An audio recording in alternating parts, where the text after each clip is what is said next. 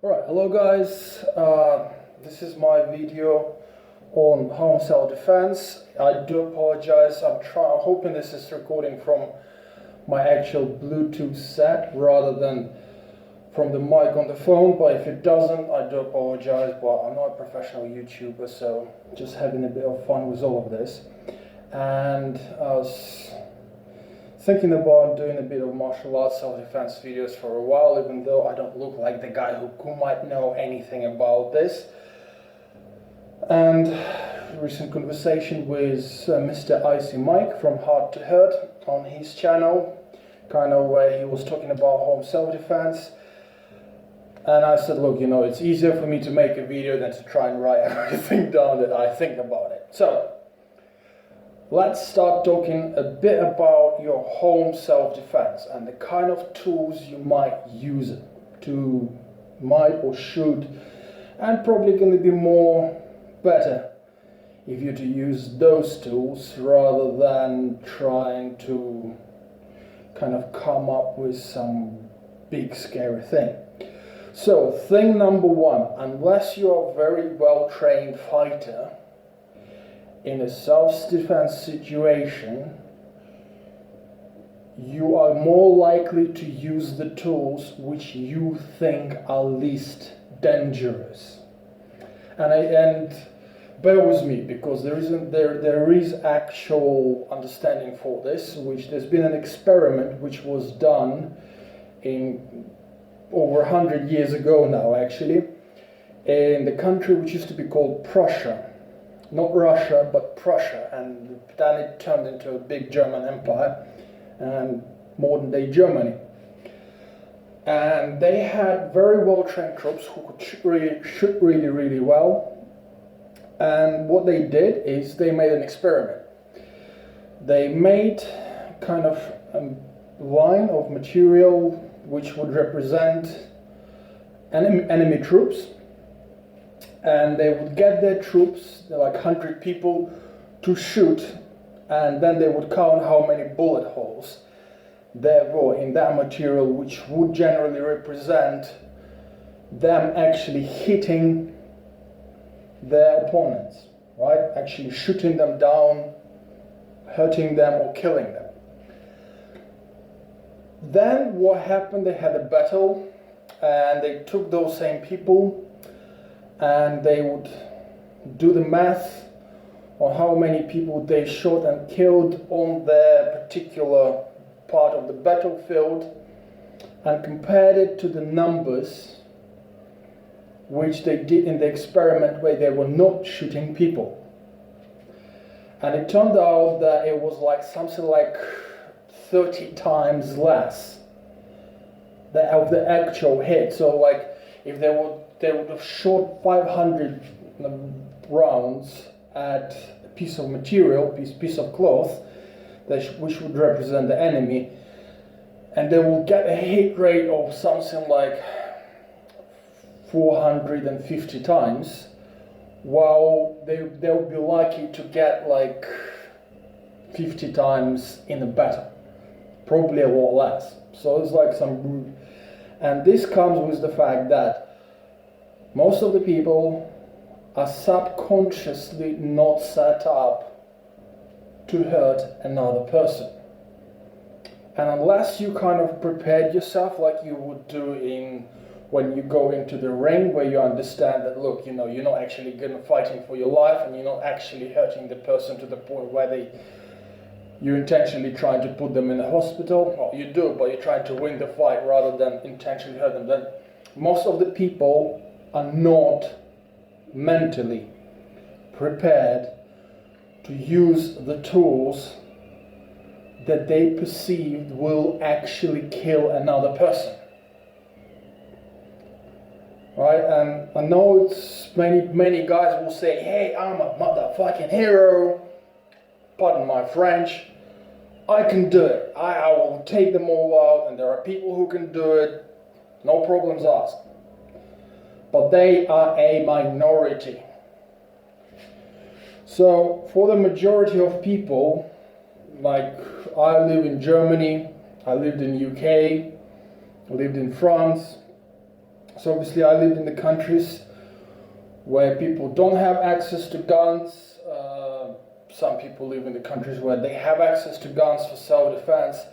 But even then, using a gun for self-defense, or using, I'm just gonna use this, something like this for self-defense, where you know you will gonna go in there, I'm gonna hurt this guy, I'm gonna really get him. For most of the people, something like this, you're gonna actually hesitate a lot in the fight. Using a weapon, using a gun, using anything like this, which you know for a fact can do some really bad, serious damage. Unless you actually train for that, which is really hard to do. I personally have trained Wushu, my favorite is Aikido, and I also trained HEMA for a few years, as in sword fighting, and kind of anything to do with this. I rolled with representatives of many different schools. I worked as a bouncer in UK Bournemouth for a few months, and then I said, look guys, that shit ain't for me, right? Not because I had trouble physically, it's just the mental state of, you know, something kicks off, and you never know whether you're gonna just punch this guy and he's just gonna stop, or whether you end up having to actually hurt the guy. So things like this. So I had a bit of experience. So looking at all this, so I'm gonna try and look at the things that you have at home, or you're reasonably expected to have on you while walking around on the street, which you would be able to use for self-defense. And I'm not only kind of basing this on stuff I think. I actually having been born in Eastern Europe, I also watched a few self-defense channels from there, and the general theme seems to be what you want to be for self-defense, or like getting yourself in the wrong home, where if you think there's somebody in there, right? What should probably choice of things that will be right near your hands, easily accessible, something you can use, and something which actually will keep you reasonably safe. So what your aim is in self-defense is self-defense. You're not there to kill the guy, you're there to beat him if necessary, but you're not an aggressor. If you don't believe me, there's been a couple of cases, and one case which stuck to my mind was where a professional MMA fighter had a burglary. Somebody broke into his house. The guy was a drug addict. He was probably either high or in withdrawal, so he was less pain sensitive, and the MMA guy had troubles dealing with this guy. And he admitted on camera, saying that that has been one of the hardest fights he had in his life. In Eastern Europe, most of the people who die the most through altercations are people who have done sports fighting, because it's just different mental state. So your first thing is to keep yourself safe, right? So something like this, like a backpack. If you walk around with this for self-defense, there you go. I bought one, I got two to control it, and I got this between me and my attackers. Anything short of a gunshot, you can pretty much deal with that just using the bag. And I know it doesn't make sense, but you don't have to trust me. Grab one of these, go to the gym and see if you can get it. You know, somebody attacking you, right, with a knife, with any stick, and you will just eat up the strikes. And before they get to you, they have to get through the bag. So this is kind of a break between you and the other person. And I know there will be a hero who will say, I'm going to rip the bag out of your hands. I want you to go for the bag. If I have the bag between you and me, and somebody's trying to rip the bag out of my hands, and they grabbing, holding onto the bag with both hands, guess what? They are not punching me or trying to slash me or trying to hit me with a stick or anything else like this. But if you have like some magazine inside or something like this, even if somebody stabs at you really hard, they're still gonna have trouble going through something like this. And this is something which pretty much everybody has in most of the so-called first world countries will have in their possession, in their house. So it's pretty big. I mean, it's almost the size of like bulletproof vest on your front. So I know there will be some hero which will say, oh, I'm just gonna like put it on me like this. I'm gonna walk around with me on my front. Probably you don't want to do this, because even though you can eat lots of strikes, but then you're kind of limited to where it covers you. So you want to have to be able to handle it like this. If there's a strike coming, you can just go defend yourself, especially if somebody's using a weapon, whether it's a knife, you know, it's like they come in with big swings or like quick strikes, like boom, boom, boom. Well, now you're kind of able to defend yourself, right? You can reasonably carefully like move around. It doesn't require like lots of like clever techniques or anything else like this. So you're not really kind of getting, what do I do here, what do I do there? It's like, oh, I'm keeping this between us. It's safe for you. It's a non-escalatory thing, so it doesn't escalate the violence if you have the bag between you and the guy. If you're on the street, somebody attacks you and you've got one of those, and you put it between you and the guys and say, hey, you know, like, do you mind?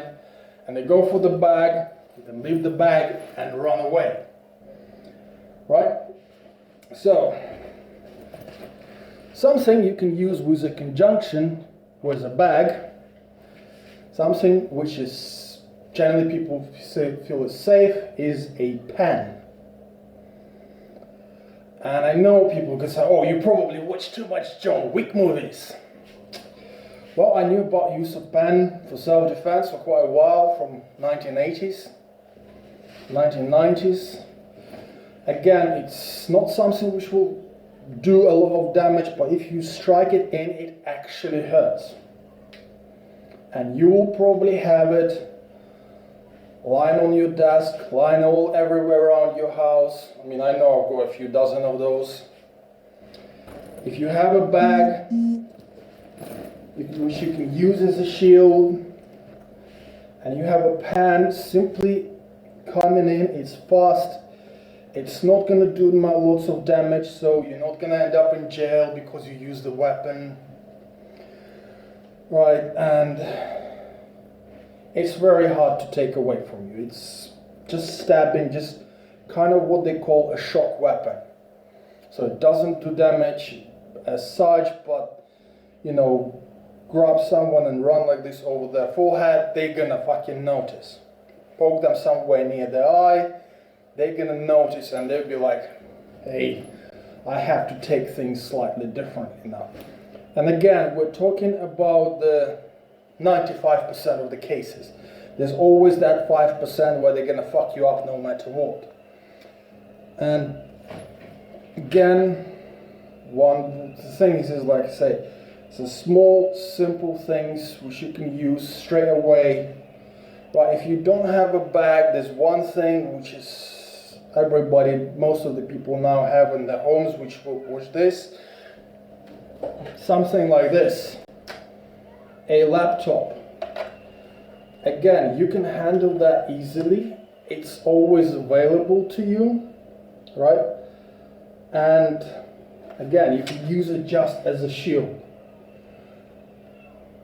Right, you don't need I mean, obviously you can hit someone with it if you want to, but it's more like of keeping yourself safe. Oh, I do apologize.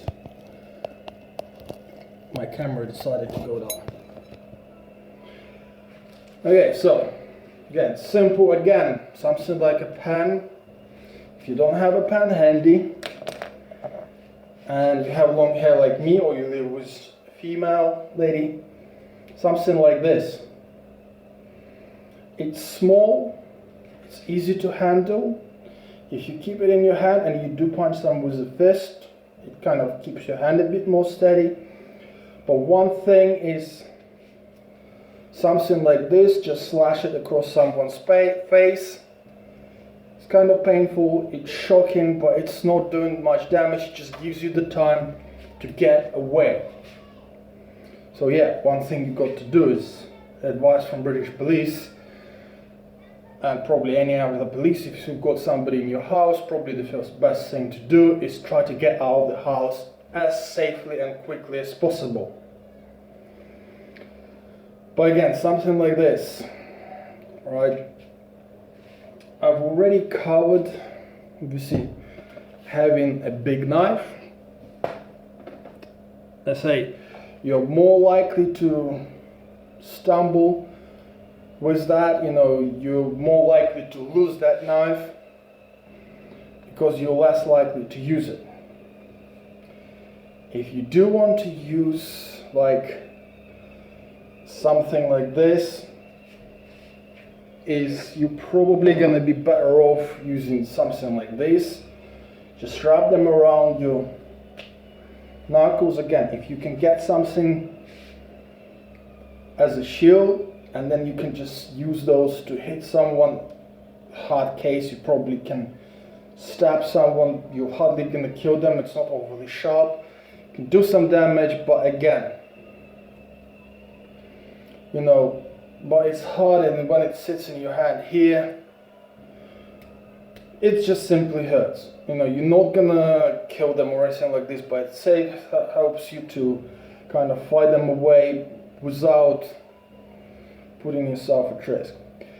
One thing, some things you can use if you don't have like things like this. I will cover a couple of other things, but if you've got, everybody has got some clothing rack in their house. If you don't have any weapons, simply wrap your hands around in some material. Why is, again, it's either some material, or if you give me a second.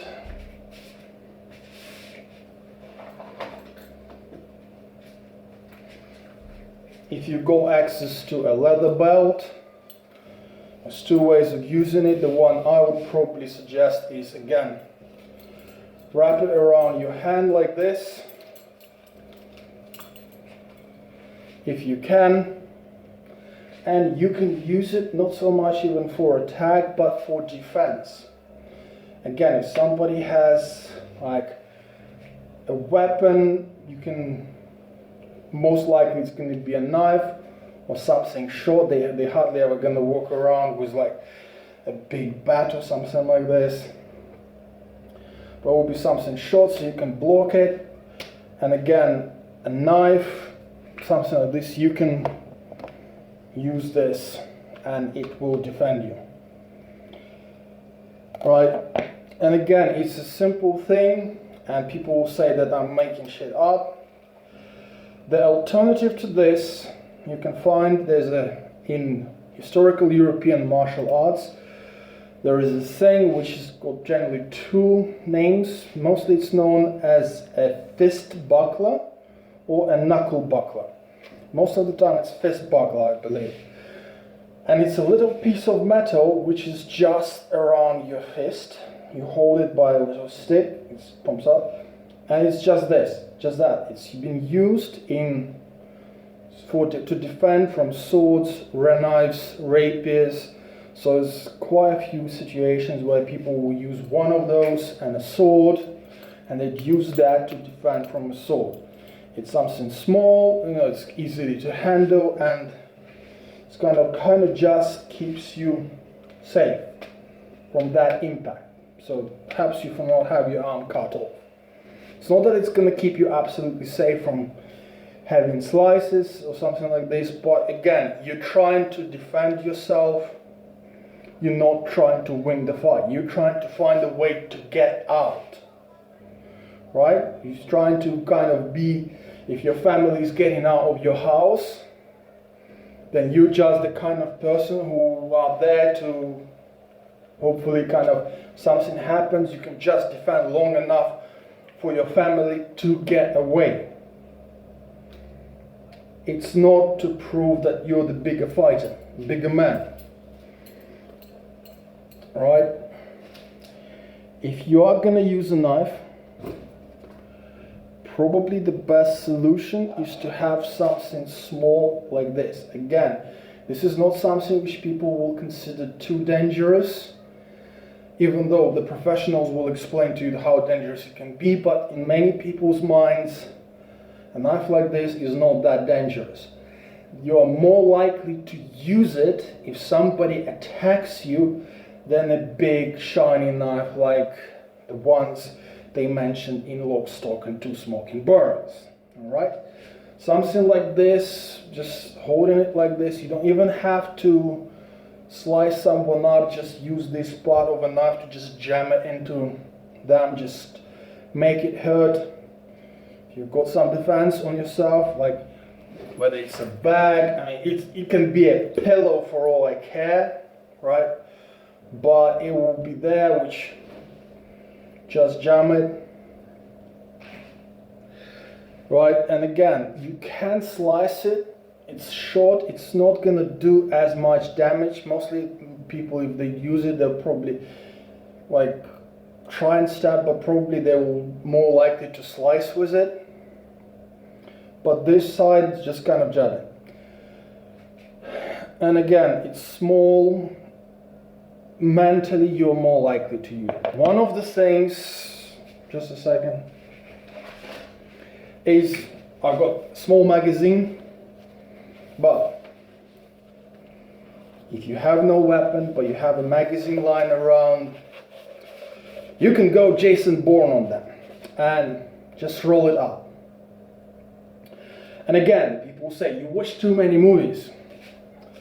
Guys, for a period of time, I believe in England, by law, if you were walking around with a newspaper or a magazine rolled up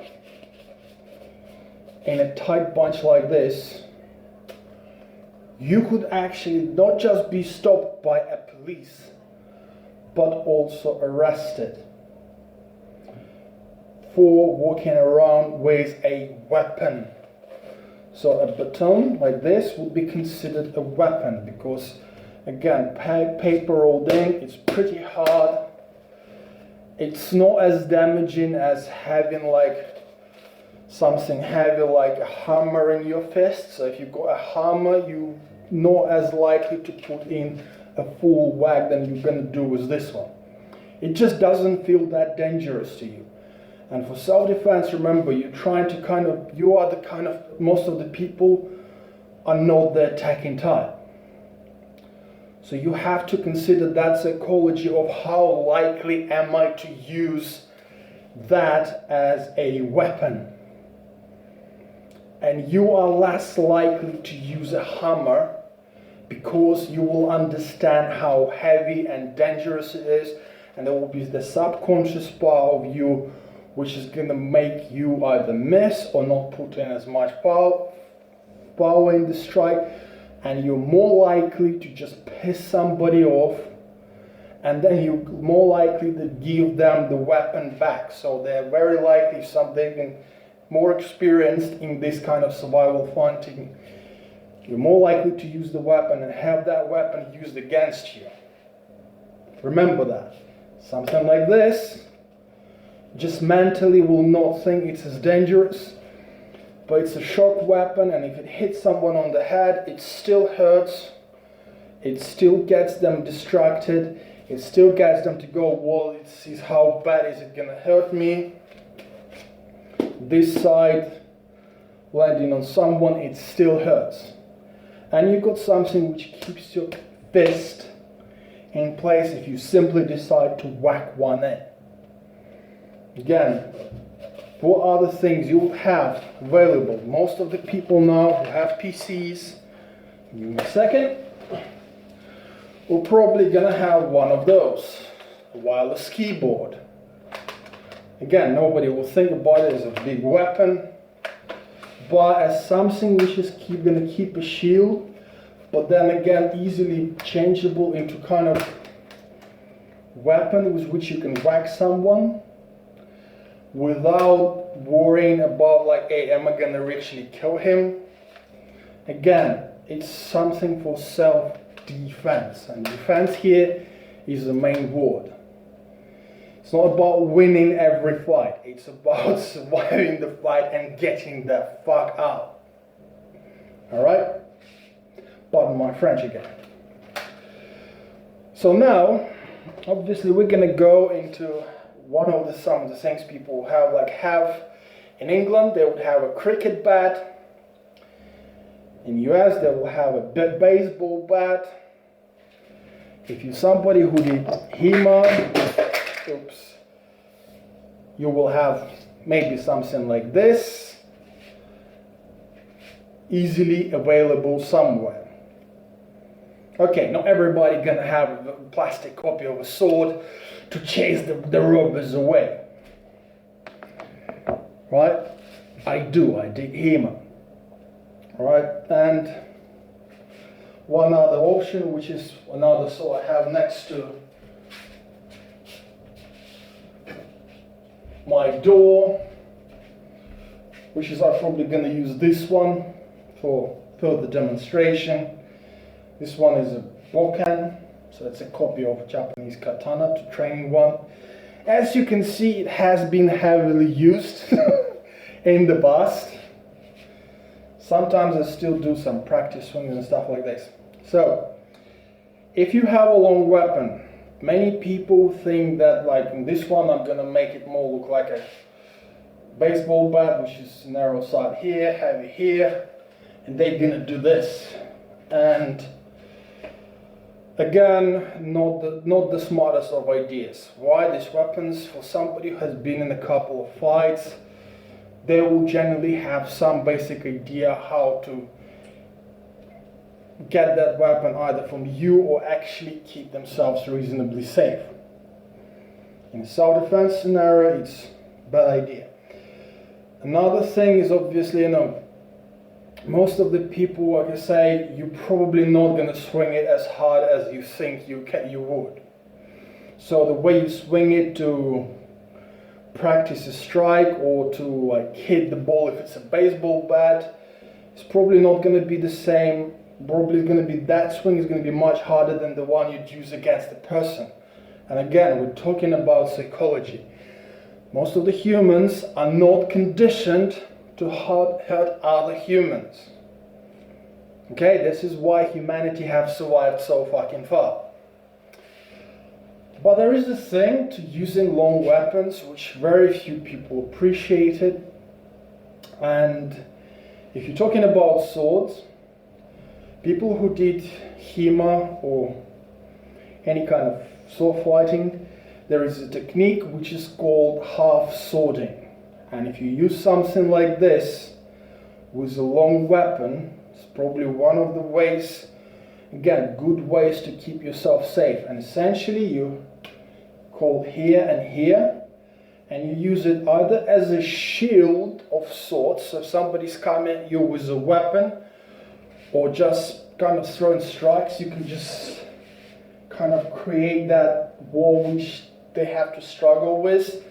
And again, if somebody starts grabbing it and starts wrestling you for that weapon of sorts, right, if they start wrestling you here, guess what? Right, most of the time they're not hitting you. Most of the time you're buying time for whoever you're defending for them to get away. And another thing with this kind of grips is you have a whole sort of different attacks which most of the people underappreciate, which is simply stabbing like this. even if it's not a sharp thing, it's like a dull thing, but kind of driving it into someone.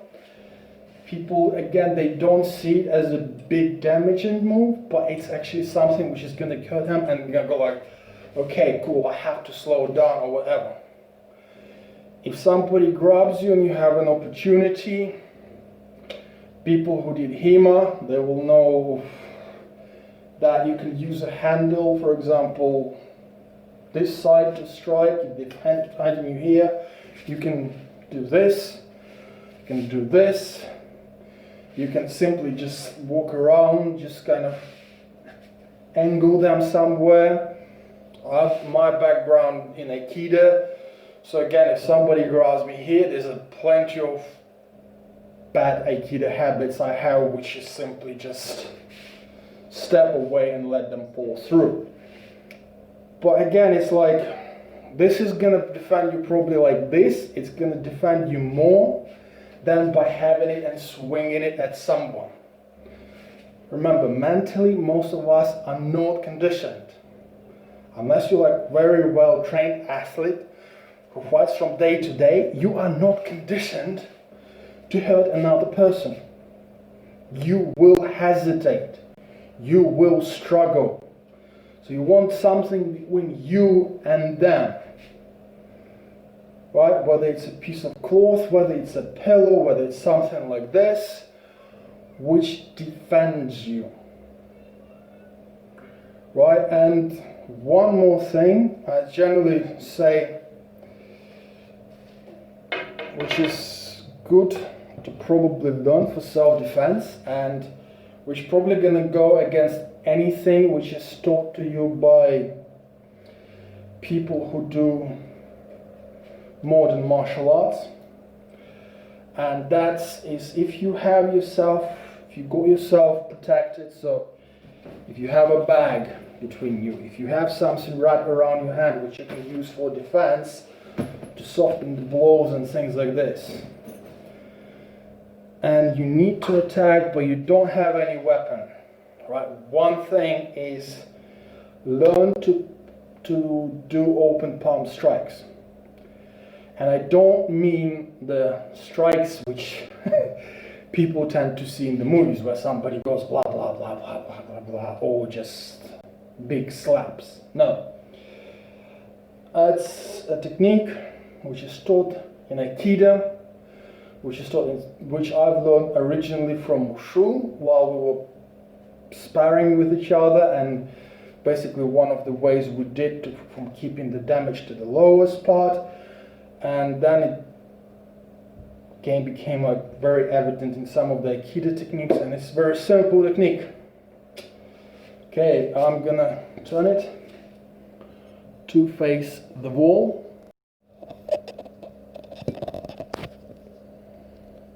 Okay. Right. Most of the people will tell you to hit with your fist. And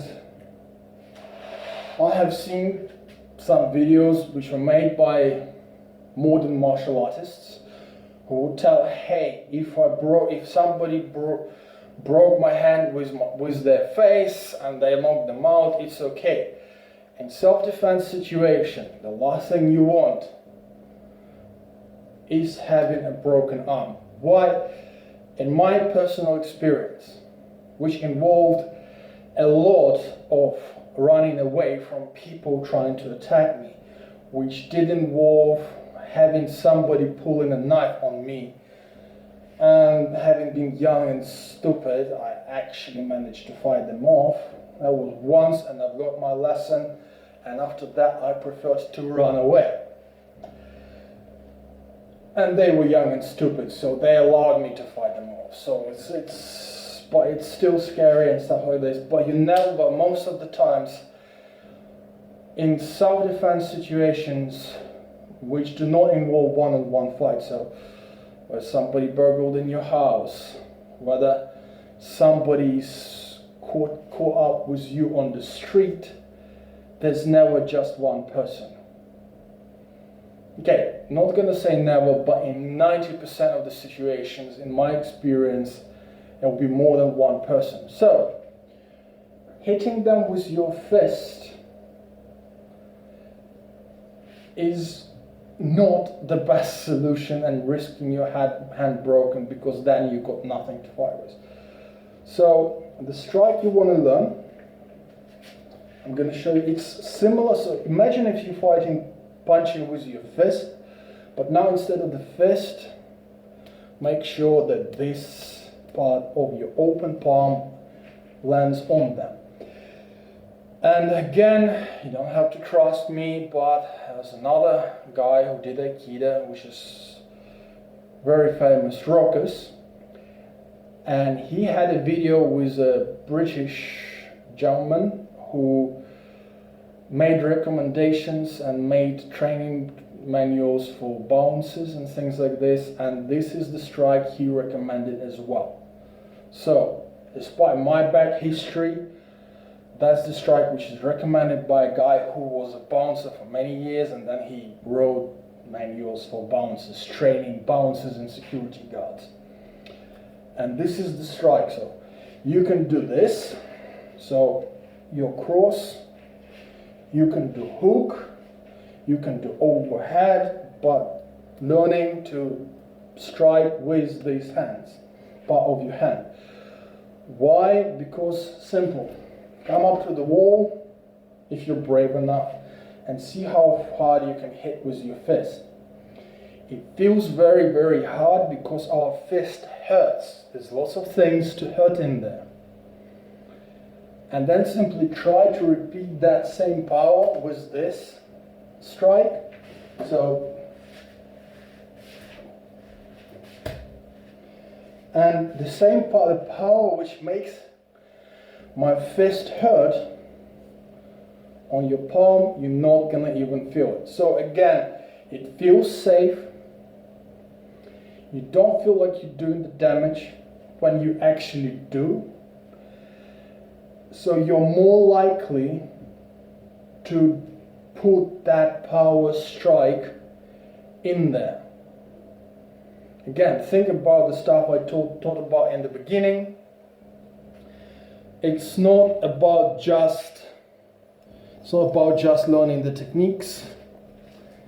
It's about being able to use them. Like about that psychology, you remember the one I said where they made the research in Prussia where people who were shooting at a piece of cloth, they had like nearly 100% hit rate. When they were shooting in real people, they were lucky to get like 10% hit rate. They say the difference is huge. That is why people say you have to roll, you have to be in at least half-life training, fighting training, to be able to use the techniques, no matter what you learn, whether it's Aikido, whether it's Kung Fu, Wushu, whether it's boxing, whether it's kickboxing. If all you do is shadow boxing, you're not going to be able to use the techniques. If you get into a real fight, even if you've been in a fight in the cage, the fight for your life changes everything. So you want to have something simple and something which you will not consider as bad for you to use. It's a trick which you have to learn, basically. So I hope that helps. I hope it starts you up on something, and I hope you never get actually in a situation where you have to use any of that. So where you can just walk down the street, and when people come and ask you, "Oi, wait a minute," they're not stopping you to try and rob you, they're stopping you to ask for directions, okay? So everybody, enjoy yourself, train, have fun. If you're like me,